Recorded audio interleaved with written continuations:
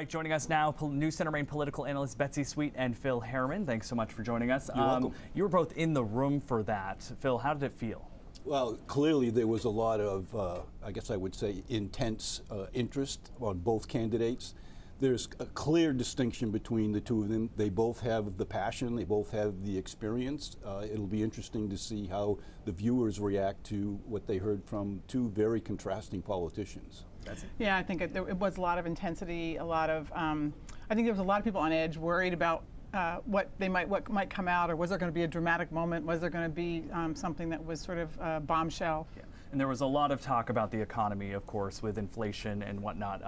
Paula Page was the first person to kind of take a jab at the governor and blame her for the current state of things, even launching a website called janetmillslied.com. Do you think any of that holds weight, Betsy? No, I think that, I think what we saw was Janet Mills really talking about the people of Maine, focused on Maine, what has been done, what needs to be done, and what we saw from former Governor LePage was jabs, really trying to get at her, whether it was a Maine-based thing or, he pulled in some national trope kind of things that are, that just were intended to get people riled up. So I thought the contrast was really stark this time, much starker than I've seen before. But at the same time, the economy is relevant in this election. Yeah, and I thought Governor LePage did an accurate job of getting into facts and figures. He's prepared to back them up with his sources, which I assume the Maine media will want to see. The governor was content to talk in sort of big picture and claim the experts and the economists are telling us our economy is doing good. I'm not sure how that felt to the people watching at home and whether they feel the economy is doing well. But clearly, her vision is things are great. And Governor LePage's vision is we got a lot of problems, and he's the guy to fix them.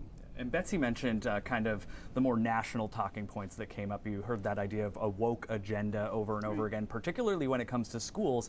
And school boards all across the state are debating books on LGBTQ plus issues. There was a real substantive conversation, perhaps the first conversation around that.